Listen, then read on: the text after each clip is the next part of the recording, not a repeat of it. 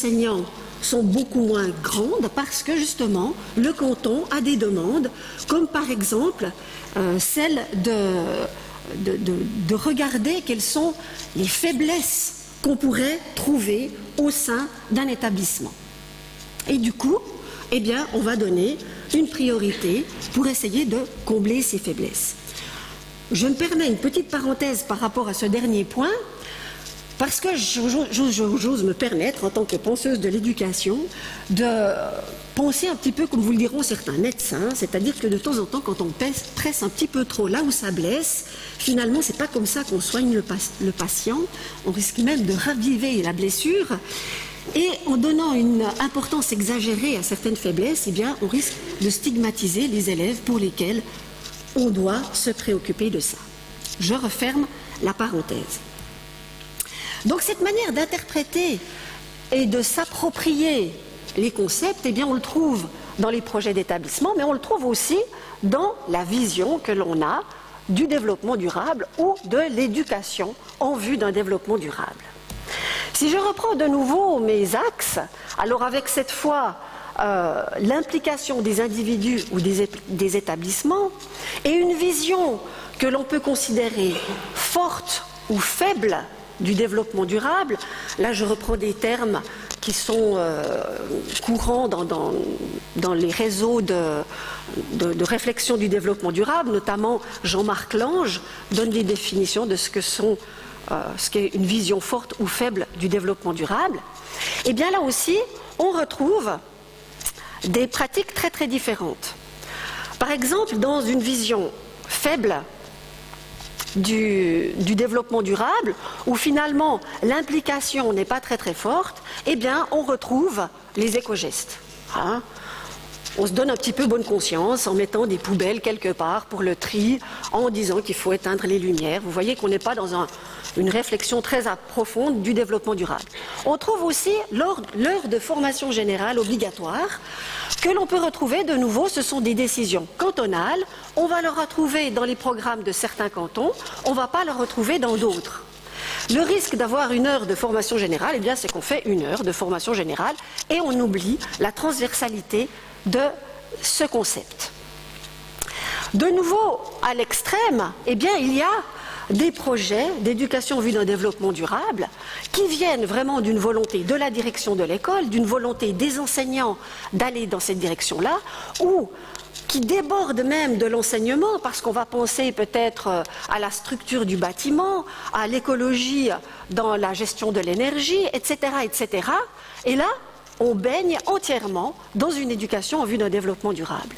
Et de nouveau, au milieu, alors qui flotte un petit peu dans tout cet espace-là, on va trouver des projets d'éducation au développement durable faits dans une seule classe, où là l'établissement n'est pas forcément grandement partie prenante, c'est plutôt une histoire d'individus, mais où la vision peut être extrêmement forte, des thématiques de développement durable qui sont aussi abordées, des agendas 21 scolaires, où là aussi, en fonction des demandes, des attentes et de l'implication, eh bien, on peut les placer dans cette grande bulle que j'ai mise là d'une façon un petit peu arbitraire.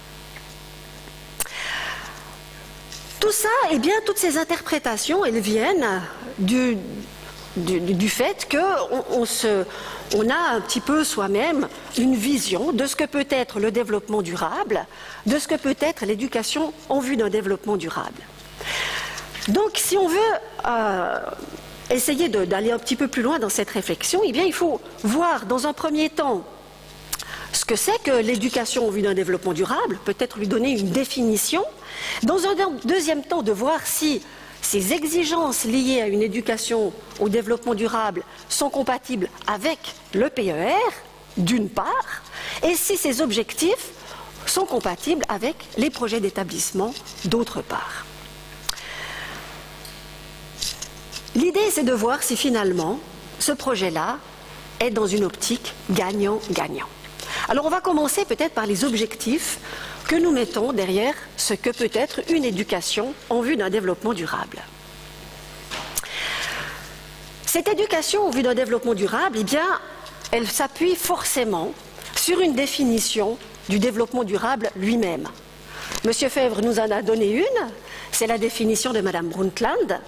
Nous avons choisi une autre définition qui va soutenir nos propos. Elle vient de Dominique Pestre, et voilà ce qu'elle dit. Le développement durable est un idéal de justice sociale pour les populations de la planète d'aujourd'hui et de demain. C'est un idéal de précaution et de justice environnementale, et c'est un idéal de débat ouvert et de participation de tous à la décision et au choix. Vous voyez bien qu'on parle d'idéaux. Or, quand on parle d'idéaux, on ne peut pas les inculquer. On peut juste tendre vers. Et c'est cette idée de tendre vers ces idéaux qui va porter notre réflexion sur cette éducation en vue d'un développement durable. Voici comment on l'a définit. Éduquer au développement durable, c'est insuffler un changement d'état d'esprit pour voir plus loin, anticiper sur l'avenir et agir en conséquence.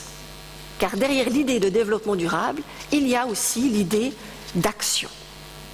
Tout cela, pourquoi? Parce qu'on ne peut pas régler le problème avec l'état d'esprit qui l'a créé, comme semble le dire en tout cas Einstein, mais bon, on lui attribue tellement de citations que je ne sais pas si celle-ci est vraiment de lui. Qu'importe, voilà l'idée générale. J'ai illustré cette définition par une œuvre d'un artiste, de Valentine Vermeil, qui a proposé cette œuvre d'art à Paris en 2005. Et pour moi, elle m'a interpellée. Finalement, cette artiste, elle a pris un bout de quartier et elle l'a habillé, certainement de la manière dont elle aurait voulu le voir. Donc c'est vraiment une projection d'avenir sur ce quartier. C'est peut-être son idéal à elle. Si j'utilise cette image, c'est parce que quelque part, j'aime bien cette idée de projection sur l'avenir, puis d'un autre côté, elle me frustre. Parce que finalement, elle n'a pas fait grand-chose d'autre que repeindre la vie en vert. Et penser l'éducation en vue d'un développement durable, c'est aller plus loin que repeindre la vie en vert. C'est vraiment l'idée de sortir de nos carcans de pensée et de passer du faire mieux à faire autrement. Le faire mieux, eh bien, on sait, hein, on a déjà fait depuis longtemps des voitures qui utilisent de moins en moins d'essence. Hein. Il y a 20 ans, elles utilisaient 25 ou 20 litres pour faire 100 km. Aujourd'hui, elles utilisent 5, 4, 3 litres pour faire 100 km. Donc faire mieux, on le sait. Mais le résultat, c'est que la pollution continue d'augmenter. Pourquoi? Parce que finalement, on a fait mieux, mais on n'a pas changé de paradigme. Donc on est toujours dans l'idée d'un véhicule individuel qui fonctionne avec un moteur à explosion, ou bien un moteur hybride, mais qui a quand même une partie qui utilise de l'essence, etc. Que le niveau de vie a augmenté, qu'il y a toujours plus de monde sur la planète, et donc finalement, même si on utilise moins d'essence, on continue à polluer. Penser autrement, c'est vraiment sortir de ces habitudes de pensée, de ces modèles, pour changer. Et si je reprends cet exemple, eh bien, je préfère cette idée de Stefano Boeri qui propose à Milan une tour de 27 étages, où là, oui, on garde l'habitat en hauteur, parce qu'on sait bien aussi que plus on est d'habitants, plus il faudra habiter en hauteur, mais tout d'un coup, il repense le cadre de vie, il repense le bien-être, il repense la nature. Et il propose quelque chose de vraiment novateur. Pour être dans cette optique-là, eh bien, il faut qu'à l'école, on puisse donner à nos élèves des espaces de créativité, des espaces où ils pourront oser innover, aller vers quelque chose qu'on ne connaît pas encore.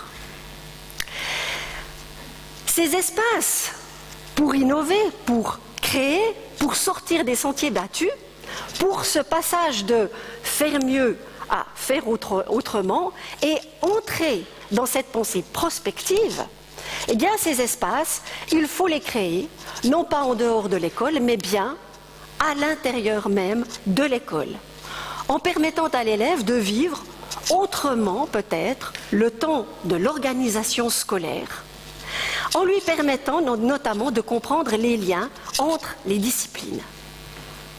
Cette création de liens entre les disciplines n'oblige pas à abolir ces dernières. Je dirais même au contraire. C'est mettre en valeur ce qui leur donne leur spécificité, c'est-à-dire leurs outils de pensée, afin de permettre des regards vraiment pluriels sur le monde. L'approche systémique qu'autorise cette pratique de l'interdisciplinarité offre ce regard sur le monde qui permet d'identifier les interdépendances. On parle souvent des interdépendances écologie, économie, développement social. Eh bien oui, mais il faut les comprendre, il faut les visualiser, il faut les vivre. Donc, cette approche systémique, cette interdisciplinarité, eh bien, elle va permettre d'identifier, de mieux comprendre ces interdépendances. En comprenant ces interdépendances, eh bien, on va aussi permettre à l'élève de mieux situer son propre rôle au sein de la société, au sein du monde qui l'environne, qu'il habite et dans lequel il doit participer, créer, être un véritable citoyen. Participer à cette évolution du monde, eh bien, c'est aussi être prêt quelque part à se confronter aux multiples risques que l'on trouve tous les jours dans notre société. Le premier de ces risques est certainement la manipulation et l'endoctrinement. Il faut donc préparer les élèves à affronter l'information avec un regard critique. C'est le rôle notamment des mythiques. On a mis les mythiques très longtemps dans l'outil informatique. Maintenant, je pense qu'il faut que les mythiques s'intéressent avant tout à entrer dans la gestion de l'information. Parce qu'on peut toujours empêcher les élèves d'accéder à certains sites en mettant des filtres. Mais finalement, ces filtres, ils ne font que repousser le problème plus loin, chez les parents ou plus tard. Alors que si on travaille sur la gestion de l'information et qu'on essaye vraiment de leur faire prendre conscience de la manipulation et de l'endoctrinement qu'ils peuvent subir, alors là, je pense qu'on arrive à développer une autonomie de pensée. Cette autonomie de pensée, et bien sûr, elle n'est pas liée uniquement à la publicité, on la retrouve dans la manipulation de l'image, même lorsque celle-ci n'est pas poursuivie pour exhortation au racisme.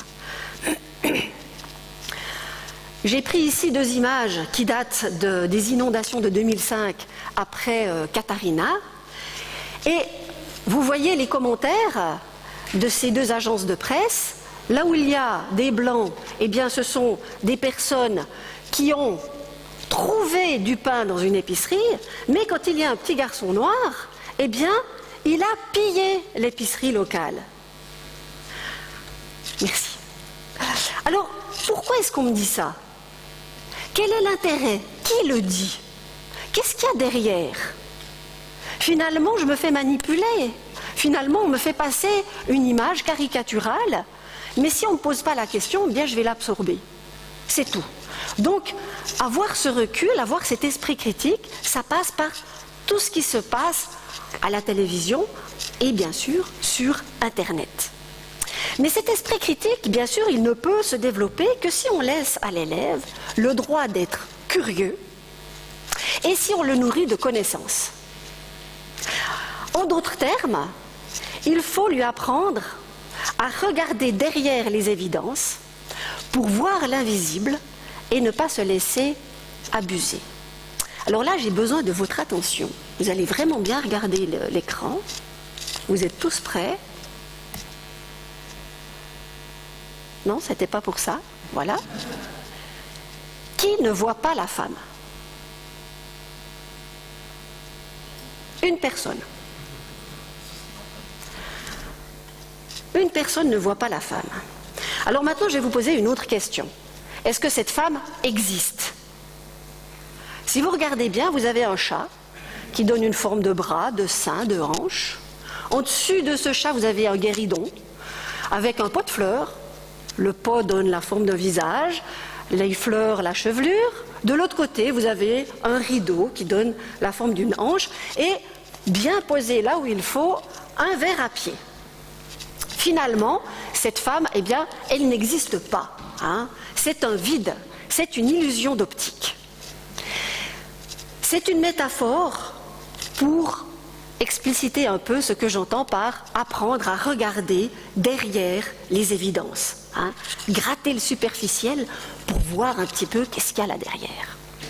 Mais regarder les évidences, eh bien, c'est aussi savoir identifier les problématiques, les causes, les conséquences, afin de pouvoir décider des actions que l'on va mener.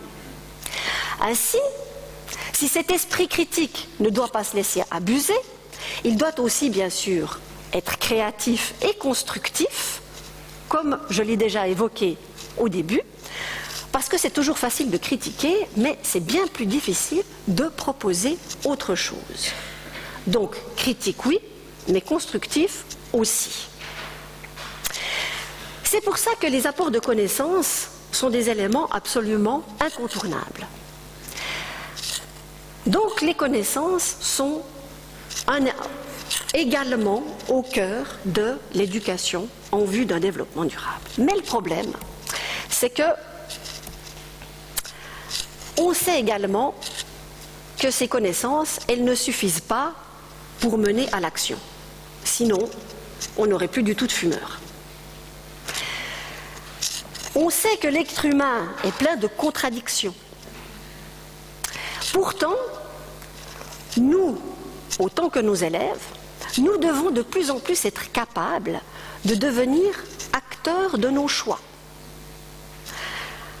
Pour ce faire, eh bien, nous devons être capables de mieux comprendre les conséquences de nos actions, de nos actes, mais aussi comprendre sur quoi nous basons ces actions en connaissant mieux nos valeurs. Il y a tout un pan qui s'appelle la clarification des valeurs, qui est absolument indispensable. Donc être capable de tisser des liens entre les connaissances, les mobiliser en adéquation avec ces valeurs, et c'est là qu'intervient cette clarification des valeurs. Alors cette clarification des valeurs, eh bien, elle passe par 3 questions essentielles, qui à elles seules, je vous garantis, peuvent ouvrir sur le débat philosophique. On ne va pas aller jusque-là. Ces questions, les voici. Tout d'abord, il faut que les élèves puissent se positionner pour savoir qu'est-ce que je veux. Mais ça ne suffit pas. Il faut pouvoir argumenter. Hein? Pourquoi est-ce que je le veux? Et finalement, combien je suis prêt à investir pour l'obtenir? Investir en argent, bien sûr, mais investir en temps, investir en énergie, investir en volonté de changement, investir en se re-questionnant sur notre confort, nos habitudes, nos choix de vie, etc., etc. Tout ça, bien sûr, sans oublier qu'on n'est pas seul au monde. Cet esprit critique, couplé à cette clarification des valeurs, eh bien, elle devrait permettre de lutter contre la déresponsabilisation qui vient d'une méconnaissance des interdépendances, d'une part. On a souvent l'impression que ce qu'on fait n'a qu'un tout petit impact et que ça ne va pas toucher beaucoup plus que mon environnement proche, mais c'est souvent aussi lié à une vision de la liberté individuelle comprise sous son angle le plus pervers du libre arbitre, à savoir je fais ce que je veux, quand je veux, comme je veux, où je veux. Et c'est cette déresponsabilisation qui est un des grands problèmes quand on parle de développement durable et d'éducation en vue d'un développement durable. Si j'essaie de résumer, eh bien, l'éducation en vue d'un développement durable, elle doit permettre de développer un esprit critique pour une pensée autonome, une pensée créative et prospective, la clarification des valeurs, les connaissances, mais tout cela autour de sujets d'actualité que l'on retrouve quotidiennement dans tous les journaux. Alors bien sûr, vous n'allez pas retrouver dans le PER la thématique de la disparition de la mer d'Aral. Ça, c'est sûr.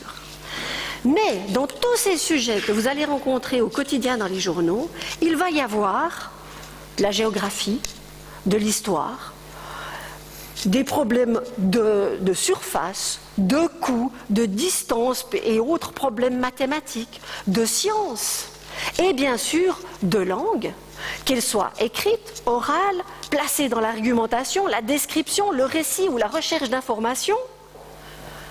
Tout cela en ajoutant encore les arts qui peuvent aussi être un vecteur de cette réflexion, et là derrière, soutenu par la formation générale. Alors est-ce que les objectifs du PER sont compatibles avec cette vision de l'éducation en vue d'un développement durable? Je reprends une image que vous connaissez tous très très bien. Et je dirais que si on la regarde bien, eh bien on ne va pas trouver développement durable, ni éducation en vue d'un développement durable. Ce sont pour des raisons politiques. Ces termes ont été abolis pour des raisons politiques. C'est pour ça qu'on ne retrouve pas ces termes directement dans le PER. On retrouve par contre la formation générale et les capacités transversales. Tout ce dont l'éducation en vue d'un développement durable a besoin pour atteindre ses objectifs. Les mythiques, pour développer l'esprit critique, les choix et projets personnels pour clarifier ses valeurs,